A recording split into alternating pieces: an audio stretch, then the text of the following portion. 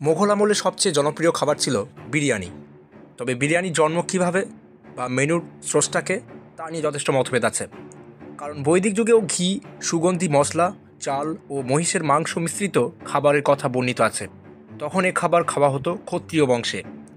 এছাড়াও যে নারী এক যোদ্ধার সমান পুত্র সন্তান ইচ্ছা প্রকাশ করতেন তাদের নিয়মিত পরিবেশন করা হতো এ খাবার। আবার অনেকের মতে মোঘল আমল নবাব সম্রাটদের শিকারের সময় বা রণক্ষেত্রে সহজ পাচ্ছে শক্তিযুক্ত যে খাবার পরিবেশন করা হতো তা হলো এই বিরিয়ানি। তবে জন্ম সময় নিয়ে নানা মত থাকলেও বিরিয়ানি নাম ও তার প্রসার এবং পরিচিতি কিন্তু মোঘল আমলেই। কারণ বিরিয়ানি হলো একটি উর্দু শব্দ যা ফার্সি ভাষা থেকে এসেছে। বিরিয়ানি জন্ম নিয়ে বিতর্ক যাই হোক না কেন, কলকাতার এক সমীক্ষা বলছে বেশিরভাগ বাঙালির খাবারের মধ্যে পছন্দের শীর্ষে রয়েছে এই বিরিয়ানি।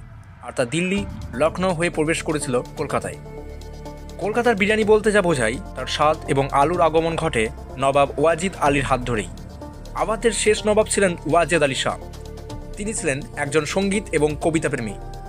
ইংরেজদের অত্যাচারে খোয়া যায় রাজপাট, তবে ভারতের মধ্যে নবাবের সবচেয়ে পছন্দের স্থান ছিল কলকাতা। আর তাই 2 বছর ইংরেজরা তাকে কারারুদ্ধ করে রাখার পর 1856 সালে তার ইচ্ছা অনুযায়ী ইংরেজরা নবাবকে পাঠিয়ে দেন কলকাতায়। ওয়াজিদ আলী স্থান হিসাবে বেছে নিয়েছিলেন কলকাতার মেটিয়াবুরুজ অঞ্চলটাকে। সেই সময় নবাবের সঙ্গে স্বেচ্ছায় কলকাতায় চলে আসেন তার কবি, সাহিত্যিক, সঙ্গীত শিল্পী, রাঁধুনিসহ সাধারণ মানুষ। জীবনের শেষ 30টা বছর কাটিয়েছেন কলকাতাতেই। নবাব ওয়াজিদ আলী যখন কলকাতায় আসেন তখন তার অর্থ সচ্ছলতা তেমন ছিল না, যাও ছিল তাও কম নয়।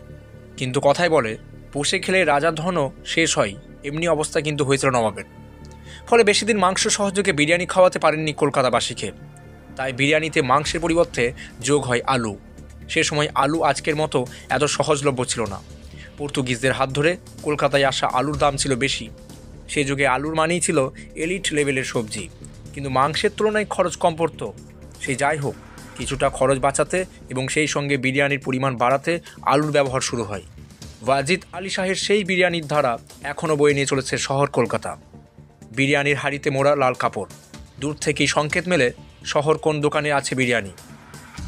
আর লাল, হলুদ, সবুজ ট্রাফিক সিগন্যালের মতো ওটা বিরিয়ানির লাভারদের সিগন্যাল। অপরদিকে লাল রং হলো ভালোবাসার প্রতীক, কারণ হৃদয়ের রং লাল। প্রকৃত ভালোবাসা এই হৃদয় থেকেই আসে।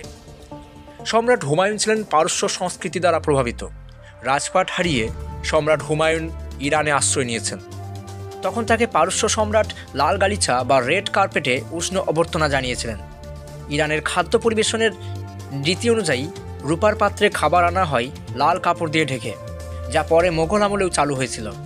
খাদ্য পরিবেশনের রঙে এ প্রথা লখনৌয়ের নবাবরাও অনুসরণ করেছিলেন। ফলে অভিজাত বনেদিয়ানা প্রকাশে অন্যতম ধারা হিসেবে যুগ যুগ ধরে চলে আসছে লাল কাপড়ে মোড়া খাবার। আজ বিরিয়ানি সহজলভ্য হলেও একসময় কিন্তু তা ছিল আভিজাত্যেরই প্রতীক। 2017 সালের 3 নভেম্বর ভারত ডাকটিকিট বিভাগ বিরিয়ানি ছবি থাকা স্ট্যাম্প জারি করেছিল। স্ট্যাম্পটি ভারতীয় খাবার বিরিয়ানিকে সম্মান জানাতে জারি করা হয়েছিল। ভারত ডাকটিকিট বিভাগ দেশের বিভিন্ন খাবারকে সম্মান জানাতে বিভিন্ন স্ট্যাম্প জারি করেছে, যার মধ্যে এটি ছিল অন্যতম।